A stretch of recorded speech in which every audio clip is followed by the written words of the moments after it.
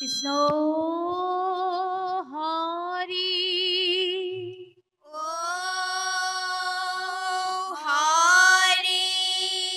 ও ৰাম কৃষ্ণ কৃষ্ণ শংকৰ গুৰু হৰি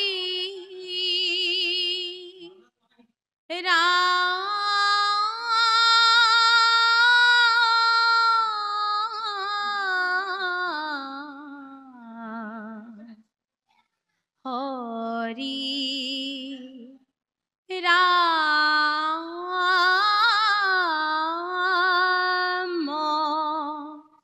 ৰাম ৰাম কৃষ্ণ জগতৰ স্বামী হৰি দেৱ নাৰায়ণ মহাৰাণী বলি ৰজা সুতলপুৰত পঠাই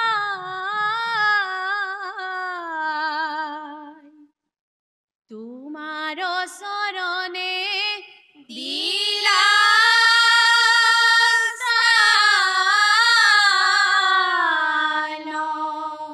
কৃষ্ণ বতুৰু পলৈলা হৰি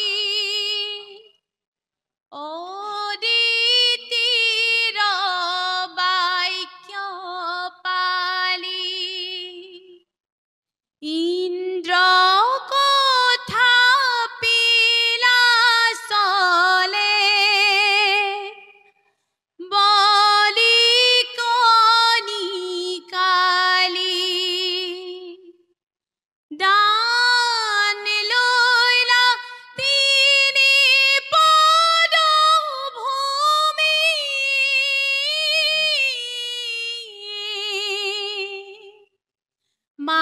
মায়াই কৰিলা খেলা হে জগতৰ স্বামী হে জগতৰ স্বামী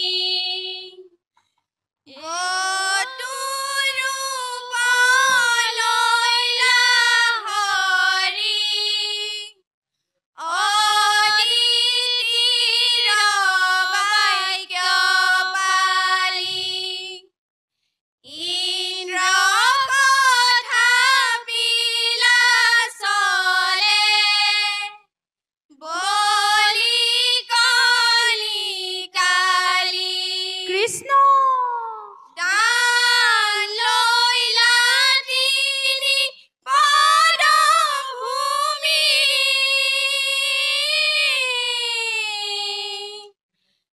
মায়াই কৰিলা খেলা হে জগতৰ স্বামী হে জগতৰ স্বামী হে ৰাম ৰাম যজ্ঞ পাতে বলি ৰাজে শুক্ৰৰ দেখে ৰাম ৰাম আহে হৰি যজ্ঞ খালে ব্ৰাহ্মণৰ বেশে কৃষ্ণ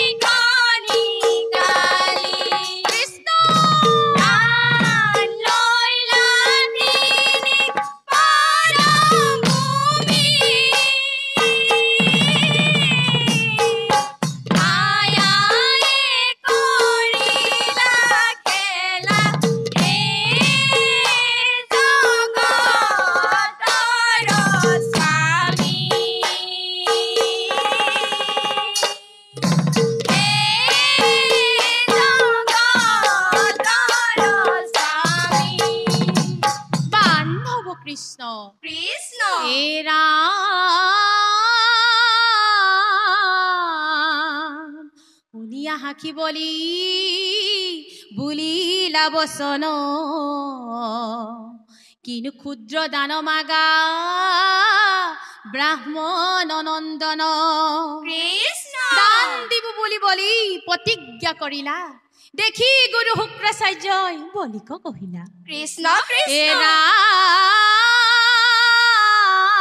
ৰাম ব্ৰাহ্মণক দান দিলে বলি নাপাই বিসন্তোষ সেহি হেতু নিদিবি দান হৈব সৰ্ব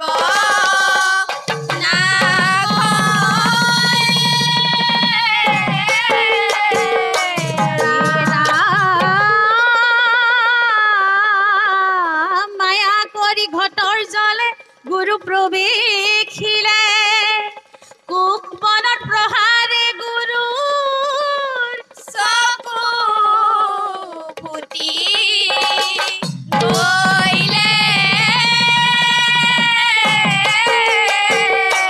ৰাম ৰাম কৃষ্ণ নুশুনিয়া গুৰু বাক্য দানি বলি ৰাই দান দিব হেতু বলি আহে আগুৱাই এ ৰাম ৰাম শুনিয়া গুৰু বাক্য জানি বলি দিব হেতু বলি আহে আগুৱাই এই ৰাম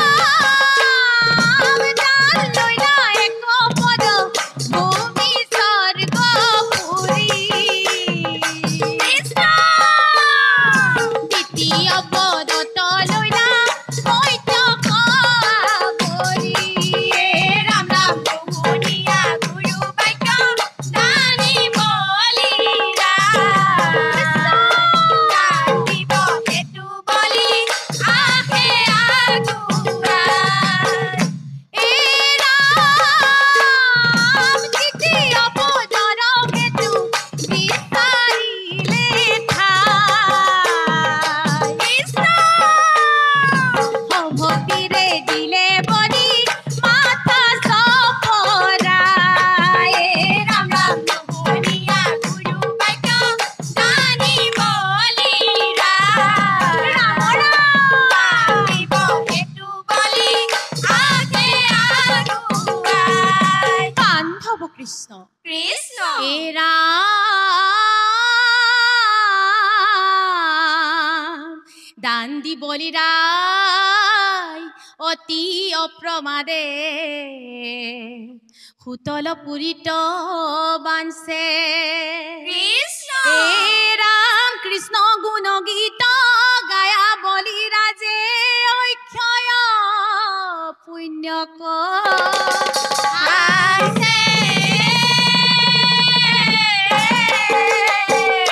ৰাম ৰাম কৃষ্ণ ব্ৰাহ্মণক দান দি বলি ৰাই সৰ্বস্ব হেৰুৱাই সুতল পুৰে লৈলা ঠাই নাচে হৰি গুণ গাই ৰাম ৰাম ব্ৰাহ্মণক জানি বলি সৰ্বস্ব হেৰুৱাই উতল পুৰে লৈলা ঠাই নাচে হৰি গুণ গায় হৰি গুণ গায় ৰাম ৰাম বিৰোচনৰ পুত্ৰ বলি প্ৰহ্লাদৰ নাতি কৃষ্ণ কৃষ্ণ গুণ নাম লবে দিব্য সভা পাতি বলি গম মহাদানী ত্ৰিভুৱনে নাই চন্দ্ৰ সূৰ্য থাকে মানে থাকিব দিয়াই থাকিব দিয়াই ব্ৰাহ্মণক জানি বলি সৰ্বস্ব হেৰুৱাই উতল পুৰে লৈলা ঠাই নাচে হৰি গুণ গায় হৰি গুণ গায় বান্ধৱ কৃষ্ণ কৃষ্ণ হে ৰাম ভকতি উত্তম বান্ধৱ হৰি গুণ যশ তনু মন চিতে গোৱা পাইবা মহা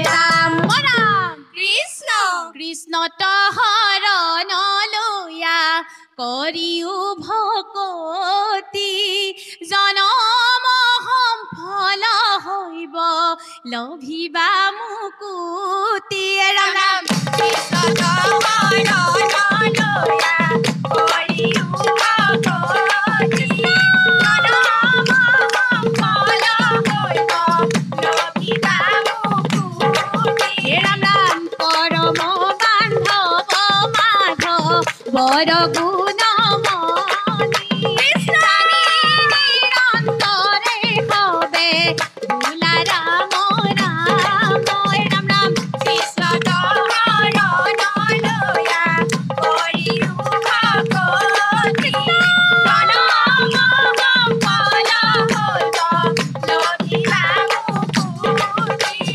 জনম সম্ফল হৈব লভিবা মুকুতি জনম সম্ফল হৈব লভিবা মুকুতি অ ৰাম তই হৰি কৃষ্ণ হৰি ও হৰি ও ৰাম ও ৰাম নামৰ দশ অপৰাধ ক্ষমা কৰিব কৃষ্ণ কৃষ্ণ কৃষ্ণ দলটিলৈ আন্তৰিক সেৱা আগবঢ়াইছোঁ। কৃষ্ণ ভইচৰ কোৱালিটি সুন্দৰ হৈছে। খালি কথা এটা প্ৰথম আৰম্ভ কৰোঁতে আপোনাৰ নোট এটামান তলত লাগি আছিলে, পাছত অকণমান নোটটো ওপৰত উঠাই দিলে। হয় নহয় বাৰু? অকণমান তলতকৈ আছিলে প্ৰথমতে, অঁ তাৰপিছত হ'ব পাৰে অকণমান নোট এটামান অকণ ওপৰলৈ তুলি দিলে পাছৰবাৰ গাওঁতে। গোটেইগৰাকীয়ে একেলগে প্ৰেক্টিছ কৰা নাছিলে নেকি বাৰু? কৰিছোঁ এগৰাকী একদম খুব মন মাৰি পেলাই গাই আছে, তেওঁ নতুনকৈ আহিছে যে অকণমান সেইকাৰণে হৈ পৰিছে গতিকে হালিটো মিলাব দেই। এই বাওঁফালৰ প্ৰথমগৰাকী কৈছোঁ, তেওঁ সেই নতুনকৈ আহিছে মানে সেইটো কাৰণে হালি মিলাব। হালি মিলালে সুন্দৰ হ'ব, যিহেতু পৰিৱেশৰ কলা। ইমান ভয় কৰিব দৰকাৰ নাই। বাকীগৰাকীয়ে যি আৰামত গাই আছে, একদম হাঁহি ফূৰ্তি কৰি যেন বিহুহে গাইছে তেনেকুৱা হৈ আছে। বেয়া নাপাব আগতে মই ধেমালিতে কথাটো কৈছোঁ।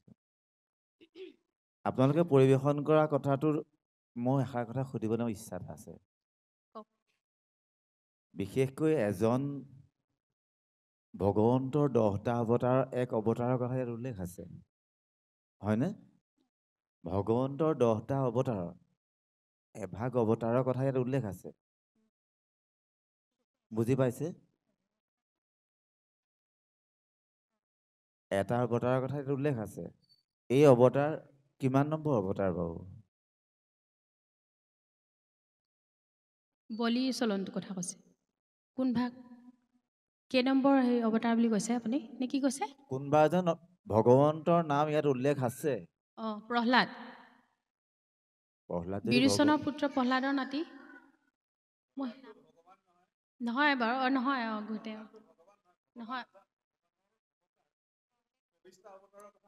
কোৱা নাই, মই 10টাক কৈছোঁ।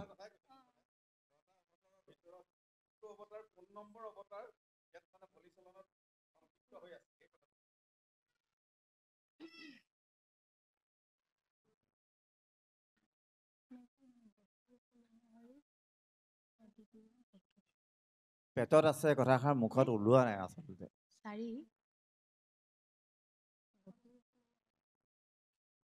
ছাৰ মই ধৰিব পৰা নাই। আটাইতকৈ বিপৰীত শব্দ এটা কৈ দিছোঁ মই। দীঘলৰ বিপৰীত শব্দ কি বাৰু? কি ক'লে? চুটি। এই চুটি সমাৰ্থক শব্দ কেইটামান কৈ দিয়কচোন, তাতে অৱতাৰ ওলাব। চুটিৰ সমাৰ্থক শব্দ কেইটামান কৈ দিয়ক, তাতে উত্তৰ ওলাব।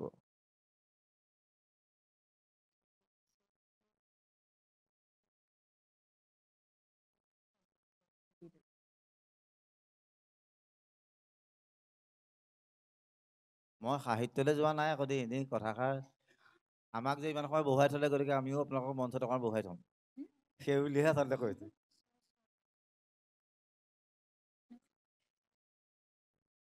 কেই নম্বৰ অৱতাৰ সুধিছে নেকি বাৰু? অৱতাৰ কেই নম্বৰ সেইটো কওক, আৰু মানে দীঘলৰ বিপৰীত শব্দ চুটি, চুটিৰ সমাৰ্থ শব্দ কেইটামান ভিতৰত কৈ দিলে তাতে উত্তৰ ওলাই আছে। কিমান নম্বৰ অৱতাৰ হ'ব, সেই অৱতাৰজন পুৰুষজনৰ নামটো কি? চাৰি হা? চাৰি মৎস্য, কুৰ্ম, বৰাহ, নৰসিংহ। নৰসিংহ অৱতাৰ নেকি?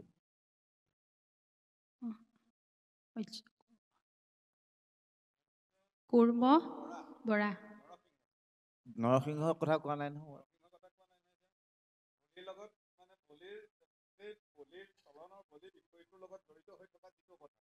বলিয়ে কাক দান দিছিলে, সেই দান দিয়া পুৰুষজনৰ কথা কৈছো। ব্ৰাহ্মণৰ কথা কৈছে নি? হা? ব্ৰাহ্মণৰ কথা কৈছে নি?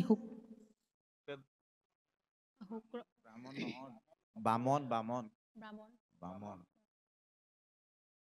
সেই বামনক বেলেগ এটা নামেৰে নামকৰণ কৰিছে আপুনি। আপোনাৰ দিহাকোটতে আছে, মই বেলেগে কোৱা নাই, আপোনাৰ দিহাকোটে কৈছে। বটু ৰূপে কৈছে নাই? বটু কৈছে। কৈছে। বটু মানে কি? বটু অদিতিৰ পুত্ৰ কল্কি চাপৰ চুটি শব্দটো যে কৈছিলো যে, কল্কি অৱতাৰ। মই যে কৈছিলো বটু চাপৰ চুটি, চুটি শব্দ সমাৰ্থক শব্দ নহয় জানো? প্ৰশ্নটো মই চিধাকে কৈছো, আপোনালোকে বেলেগ টানকে লৈ লৈছে আকৌ। কেলে টানকে ল'ব লাগে? নল'ব টানকে। শব্দ কিছুমান উচ্চাৰণ কৰোঁতে একদম শুদ্ধই কৰিব। কৃষ্ণ শংকৰ, শংকৰ বুলি নক'ব দেই। শংকৰ বুলি ক'লে আপুনি অপ্ৰস্তুত হৈছে নেকি?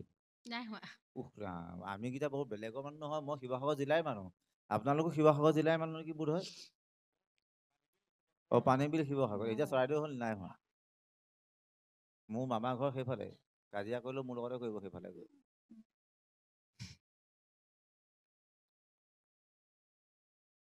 গতিকে কিছুমান শব্দ উচ্চাৰণ কৰোঁতে যদি শুদ্ধকৈ উচ্চাৰণ কৰে, মই অলপ আগতে কৈ গৈছিলোঁ, যিটো কথাৰ কাৰণে ৰাৱণ ধ্বংস হ'ল, হয় নহয়?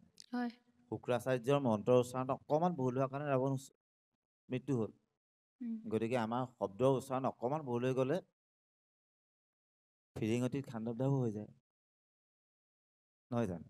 গতিকে সেই কিছুমান শব্দ চাব, আমাৰ সচৰাচৰ আমাৰ জনসমাজত তালব্যশটোক হ হিচাপে কিছু কিছু জেগাত প্ৰয়োগ কৰে। অসমীয়া ভাষাই ধ্ৰুপদী স্থান পাইছে, ধ্ৰুপদী ভাষা হিচাপে পাইছে। গতিকে আমি ধ্ৰুপদৰ পৰা ধ্ৰুপদী হৈছে, গতিকে আমি সেই ভাষাটোক আমি শুদ্ধ উচ্চাৰণেৰে যদি উচ্চাৰণ কৰোঁ, আমাৰ নিজক লৈ আমি গৌৰৱ কৰিব পাৰিম। গতিকে আমি ভৱিষ্যতে তেনেকৈ যদি সেই শুদ্ধকৈ উচ্চাৰণ কৰোঁ, আপোনালোকৰ টীমটোৰ বহুত সুবিধাজনক হ'ব।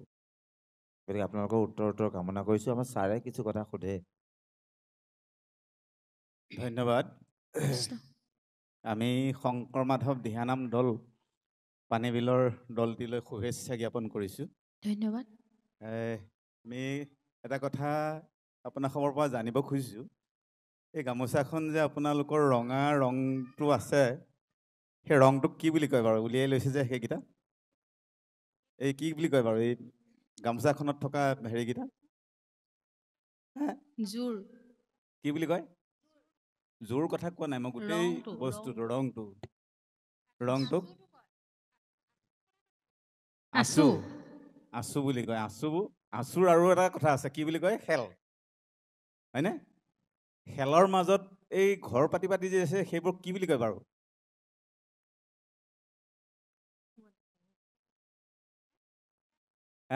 পুলি ভাঙি দিয়া। পুলি ভাঙি দিয়া বুলি কয়, বহু জেগাত তাক গৰিয়লি বুলি কয়।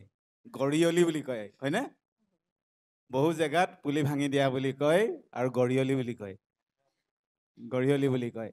আৰু কথা হ'ল কি, আচলতে গামোচাখন লুটিয়াই ল'ব নালাগে, সেইটো ৰঙা খেলটো ঢাকি ল'ব লাগে, এইটো উলিয়াই ল'ব নালাগে, ফুলটোহে উলিয়াই ল'ব লাগে। ফুলটো এটা ফুল, এইখনহে গামোচা। এখন এতিয়া ফুল ইয়াক এইটো সৰুকে লোৱা হৈছে, এইটো গুটি ফুল বুলি কয়, হয়নে? আপোনালোকে যদি তাঁত বব জানে এইটো নিশ্চয় জানিবই, এইটো গুটি ফুল বুলি কয়। ইয়াৰ ছাইডত দুটা সৰু সৰু পাণকটা আছে, পাণকটা বুলি কয়। এই ফুলটো উলিয়াই ল'ব, যিফালেকে গ্ৰহণ কৰে, বাওঁফালে ফুলটো পেলাই লয়, সোঁফালে ফুলটো পেলাই লয়, সেইটো নিজা কথা। বেলেগ বেলেগ জাগাত কি হয়, কিছুমানে কৈছিলে মানে যে এই ফুলপাহ এনেকে উলিয়াই ল'ব নালাগে, এনেকে ল'ব লাগে। সেইটো সেই অনুযায়ী প্ৰশ্ন কৰিব, এতিয়া প্ৰশ্ন কৰিব, কাৰণ এই গামোচাখনক ভাৰত চৰকাৰে ৰাষ্ট্ৰীয় বস্ত্ৰ হিচাপে স্বীকৃতি দিলে, নহয়নে? GI টেগ, যিটো GI টেগ দিলে, সেইটো চিলমোহৰ মাৰি পেলাই ইয়াক ৰাষ্ট্ৰীয় বস্ত্ৰ হিচাপে স্বীকৃতি দিলে। এতিয়া প্ৰতিবাদ কৰিব আপোনালোকে, প্ৰশ্ন কৰিব যে কিয় ফুলটো উলিয়াই ল'ব নালাগে, কিয় খেলটো উলিয়াই ল'ব লাগে, প্ৰশ্ন কৰিব। আপোনালোকে দলসমূহে প্ৰশ্ন কৰিব, যিসকল বিচাৰক। তেখেতসকলে যদি উত্তৰ দিব পাৰে, তেতিয়াহ'লে আমি তেখেতসকলৰ ভৰিত ধৰি ধৰি সেৱা কৰিম। এই বিষয়টোত যদি পাতি ল'লে কিছুমান কথা আমি মানি ল'বলৈ অকণমান টান পাইছোঁ। মানে মোৰ লগত যথেষ্ট প্ৰতিবাদ হৈ আছে, এই কথাখিনি আপোনালোকে গম পাইছে চাগে। মোৰ ইউটিউবত 3টামান মানে বক্তব্য প্ৰচাৰ হৈছে। এটা দুলীয়াজানত যোৱা 22 আৰু 23 তাৰিখে মই তাত বহিছিলোঁ, তাত মই ঘোষণা কৰিছিলোঁ, সেইটো প্ৰচাৰ হৈছে। আমাৰ শিৱসাগৰ বেতবাৰীত বহুতে তাত এটা বক্তব্য ৰাখিছিলোঁ, সেইটো বক্তব্য প্ৰচাৰ হৈছে। গুৱাহাটী বতাহগুলিত বহিছিলোঁ, বতাহগুলিত মোৰ প্ৰচাৰ হৈছে। এই কথাখিনি মই খুব সূক্ষ্মভাৱেৰে সকলোকে অনুৰোধহে জনাই আছোঁ। আৰু মানে বিভিন্ন ধৰণৰ মন্তব্য দিছে, মানে মন্তব্যৰ কথা আৰু বাকী নকওঁ আৰু। মানে প্ৰায় 60,000 লাইক আহিছে মোৰ কমেণ্টত। 60,000ৰ ভিতৰত প্ৰায় 90% মানুহে সমৰ্থন জনাইছে, 10%হে মাত্ৰ প্ৰতিবাদ কৰিছে। এই ক্ষেত্ৰত আমি সেই 10%ৰ কাৰণে আমি ভয় নকৰোঁ, কাৰণ যিটো অসমীয়াৰ যিটো স্বাভিমান, অসমীয়াৰ স্বাভিমান ৰক্ষা হোৱাটো আমি সদায় কামনা কৰোঁ, অসমীয়া জাতি জীয়াই থকাটো আমি সদায় কামনা কৰোঁ। সেইকাৰণে আপোনালোকক জনাইছোঁ, ভৱিষ্যতে লুটিয়াই কেতিয়াও নল'ব, খেলটো উলিয়াই মানে নল'ব আৰু ফুলটো উলিয়াই ল'ব। এইটো ক্ষেত্ৰত আপোনালোকে অকণমান আপোনালোকো সচেতন হ'ব। শ্ৰদ্ধা কৰা হয় শিল্পীৰ যিটো নিপুণতা, সেই নিপুণতাটোক, কাৰণ এগৰাকী মহিলাই কিমান আদৰেৰে গামোচাখন বয়, কিমান আদৰেৰে, কিমান চেনেহৰ দীঘেৰে মৰমৰ বাণীৰে বুলি কয়, নহয়নে? তাত কি শব্দ দুটা সোমাই আছে চাওকচোন। চেনেহৰ দীঘেৰে মৰমৰ বাণীৰে। ভাবকচোন আপোনালোকে কথা দুটা, শব্দ দুটা, মৰম আৰু চেনেহ, এই শব্দ দুটাৰ যিটো অৰ্থ, ভাৱাৰ্থ, ভাবকচোন কিমান হৃদয়স্পৰ্শী শব্দ এইকেইটা। আৰু এই শব্দকেইটাক যাতে ওলাই নকৰে আপোনালোকে, আমি আপোনালোকক কাতৰভাৱে অনুৰোধ জনাইছোঁ, সেৱা জনাইছোঁ। আপোনালোকে নিজেও কথাখিনি ভাবিব, প্ৰতিযোগী দল হিচাপে আমি কোৱা কথাখিনি অন্ততঃ আপোনালোকে নিজে উপলব্ধি কৰি চাবচোন গোটেই কথাখিনি দেই। আপোনালোকৰ উজ্জ্বল ভৱিষ্যত কামনা কৰিছোঁ, উত্তৰ কামনা কৰিছোঁ। ধন্যবাদ। ধন্যবাদ কৃষ্ণ।